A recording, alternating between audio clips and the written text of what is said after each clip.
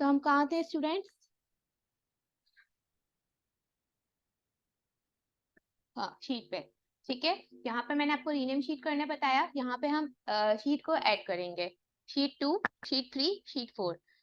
इसे रीनेम करेंगे। रीनेम करने के दो तरीके होते हैं। इसी पर रह के हम राइट क्लिक करेंगे, रीनेम पे जाएंगे तो ये हमारे पास शीट आ जाएगी। इसको हम यहाँ पे रीनेम कर देंगे। इसे हमने किया अटेंडेंस शीट। ठीक है, अटेंडेंस शीट हो गया ये। ठीक है, अब इसका जो दूसरा मेथड है, दूसरा मेथड यही है कि यहीं पे रहते हुए हम माउस से डबल क्लिक करेंगे।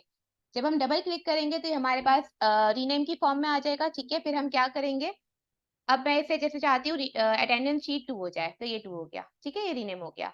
अब मैं चाहती हूँ कि ये शीट डिलीट हो जाए। डिलीट करने के दो तरीके हैं। शीट पे रहते हुए या तो हम डायरेक्ट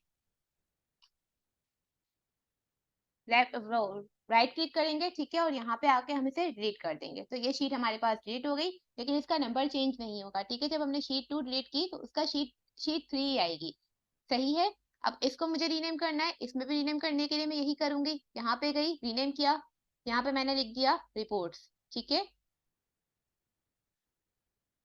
यहाँ पे मैं गई, यहाँ मैंने डबल क्लिक किया, यहाँ मैंने लिख दिया इनवॉइस। सही, ये हो गई हमारी रीनेम शीट। अब मेरे लिए इसमें आसानी हो जाएगी कि जब मैं यहाँ पे चौथी पांचवी शीट को एडिट कर दूंगी ना, ऐड करूंगी, तो मुझे जब जाना होगा अटेंडेंस शीट पे, फर्स्ट शीट पे, तो मुझे ढूंढना नहीं पड़ेगा, मुझे याद नहीं रखना पड़ेगा। मैं डायरेक्ट जाऊंगी, डायरेक्ट मैंने अटेंडेंस शीट ली और मैं अटेंडेंस शीट पे पहुंच जाऊंगी। ठीक है, तो इसका ये फायदा होता है, ये सबसे बड़ा बेनिफिट होता है रीनेम करने का। ठीक, अब हम आते हैं इस पे।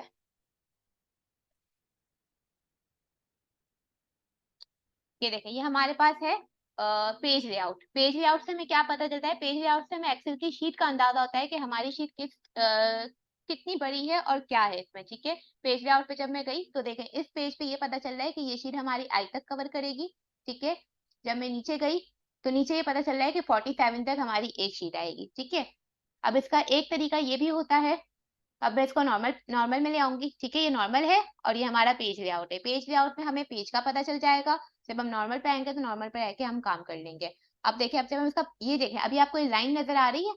ठीक है, इससे क्या पता चल गया? इससे ये पता चल रहा है कि हमारा वर्क जो है हमें एक ही शीट पे रहते हुए इतना ही करना है, तो ही ये हमारा एक प्रिंट आउट में आएगा। प्रिंट आउट चेक करने का कल भी मैंने आपको शॉर्टकट की बताई थी। प्रिंट आउट चेक करने की जो शॉर्टकट की है वो है Ctrl+F2। ठीक है, अभी तो जिससे मैंने यहाँ पे कुछ लिखा नहीं है, इसलिए यहाँ पे कुछ भी नहीं आ रहा। कल जैसे मैंने आपको प्रिंट आउट करके दिखाया था, अगर हम यहाँ पे अपना काम करेंगे तो हमारे प्रीव्यू में उस तरह से शो करेगा। ठीक है, अब इसका एक और तरीका भी, अब देखें इसमें क्या होता है, ये ऑप्शन है हमारा माइनस और प्लस। इससे क्या होगा, इससे हमारी शीट छोटी हो जाएगी और इससे हमारी शीट बड़ी हो जाएगी। ठीक है, बड़ी हो गई और इससे हमारी शीट छोटी हो गई।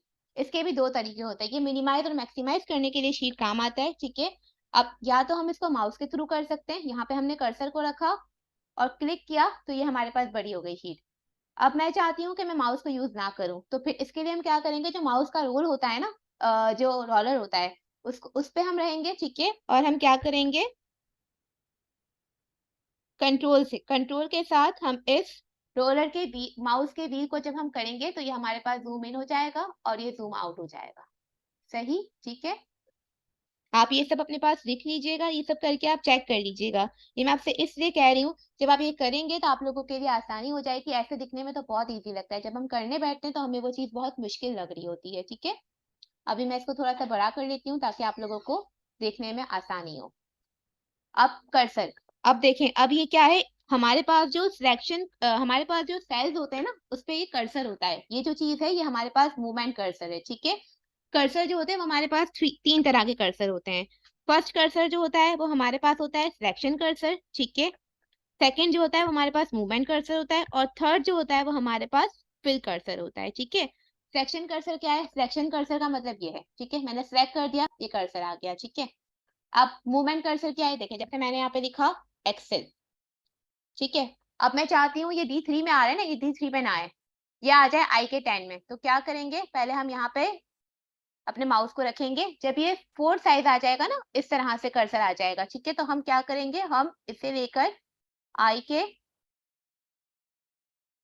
इसी पे रहते हुए हम I के 10 में चले जाएंगे। तो ये चीज हमारी यहाँ मूव हो गई। तो ये क्या कहलाता है, ये मूवमेंट ऑफ कर्सर कहलाता है। ठीक है, हमारे पास 3 तरह के कर्सर हैं। पहला कर्सर जो है वो हमारे पास है सिलेक्शन कर्सर, सेकंड कर्सर जो है वो हमारे पास है मूवमेंट कर्सर, और थर्ड कर्सर जो है वो हमारे पास है फिल कर्सर। फिल कर्सर क्या है वो भी मैं आपको बताती हूँ। देखें, अब ये एक्सेल लिखा हुआ है, ठीक है।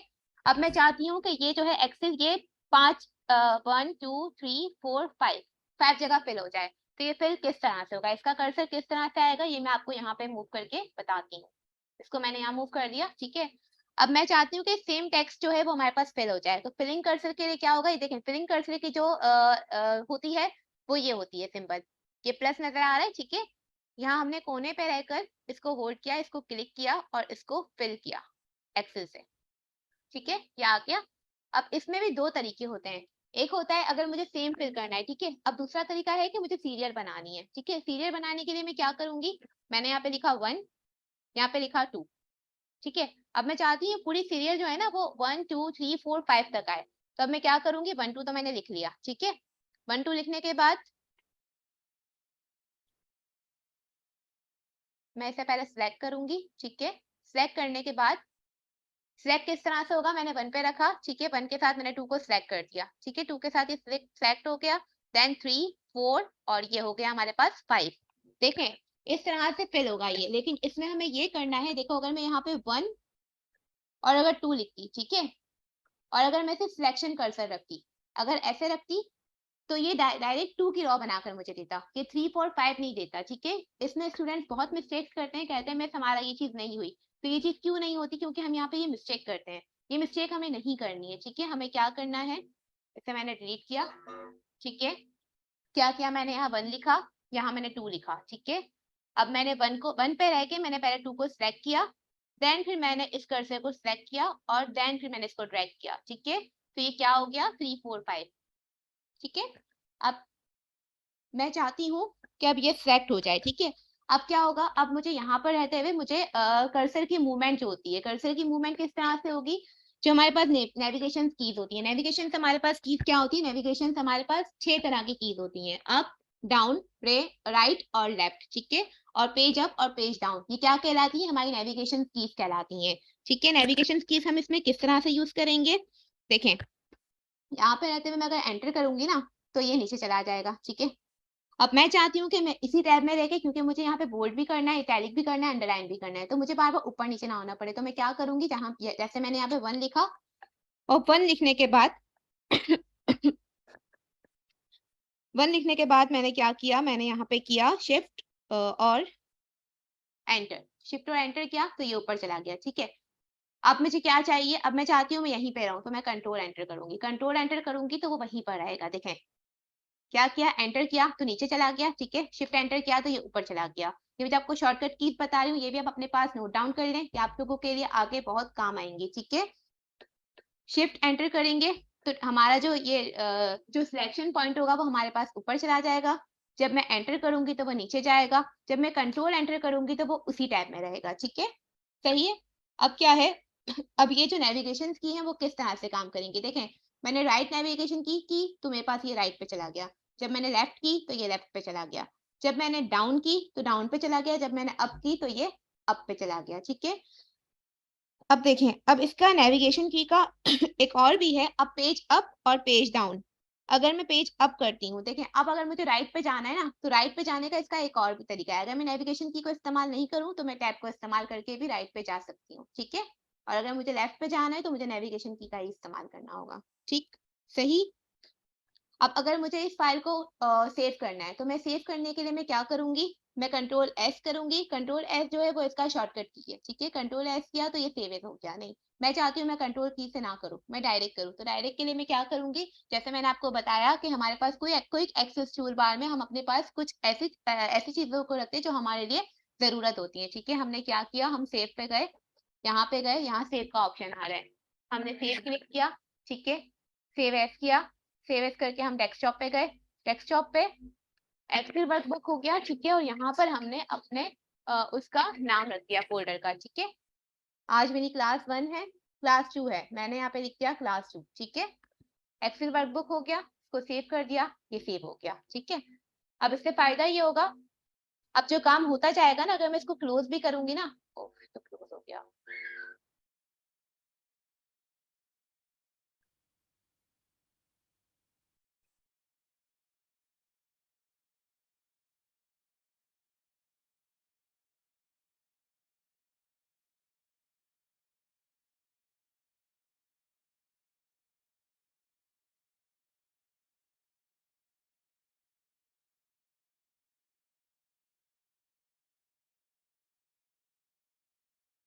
ठीक है, जब मैंने वो सेव किया था तो वो मेरे पास क्लोज हो गया था क्योंकि मैंने उसमें कुछ एंटर नहीं किया था।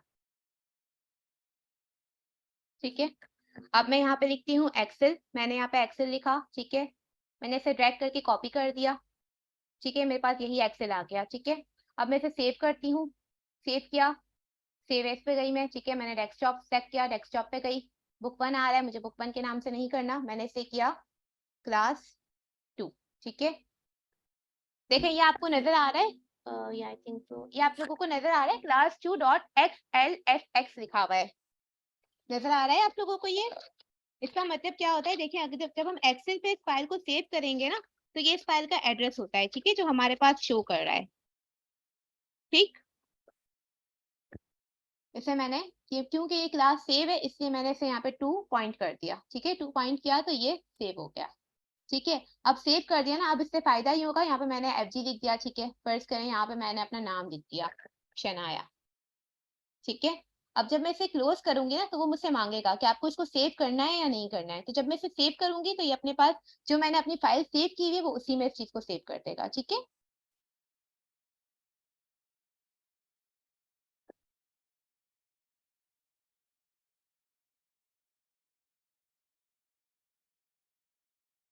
ठीक, अब आगे मैं आपको बताती हूँ। सेव का मैंने आपको बता दिया। ठीक है, अब इसमें एक और चीज होती है।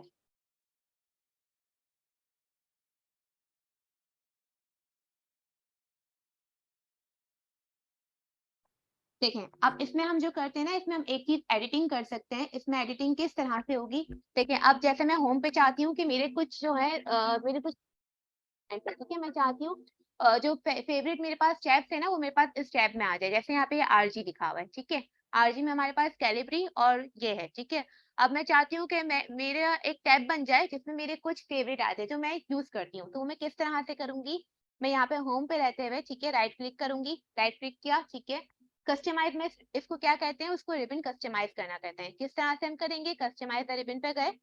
ठीक, अब मुझे न्यू टैब बनाना है। न्यू टैब के लिए मैंने क्या किया, न्यू टैब सेलेक्ट किया। अब न्यू टैब में हमारे पास यहाँ पे आ रहा है न्यू टैब कस्टम। ठीक है, हमने क्या किया, हमने इसे किया रीनेम। रीनेम कर दिया। पहले हम यहाँ गए। ठीक है, इसे मैंने किया रीनेम।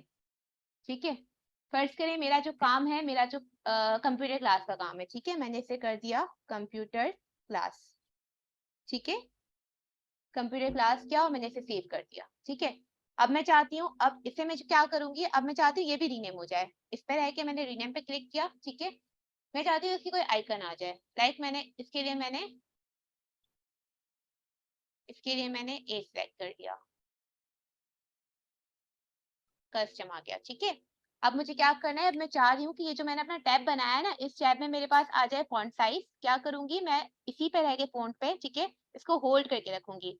होल्ड करने के बाद मैं जब ऐड पे जाऊंगी तो हमारे पास ये फॉन्ट ऐड हो जाएगा। ठीक है, ऐड पे जब मैं क्लिक करूंगी तो देखिए ये फॉन्ट क्लिक हो गया। ठीक है, अब मैं चाहती हूँ मेरा फॉन्ट साइज भी आ जाए। फॉन्ट साइज से मैंने क्लिक किया, होल्ड करके रखा, ऐड किया ये फॉन्ट साइज। जब मैं एक मरतबा और ऐड क्लिक करूंगी जब ये फॉन्ट साइज ऐड होगा। देखें, इस चीज को दोबारा एक मरतबा देख लें। मैं चाहती हूँ कि फॉन्ट कलर भी आए। फॉन्ट कलर पे रही मैं। ठीक है, मैंने इसे प्रेस करके रखा, होल्ड करके रखा, ऐड पे गई, फिर ऐड किया तो ये ऐड करेगा अपने पास। ठीक है, अदरवाइज नहीं करेगा, तो इसका ख्याल रखिएगा।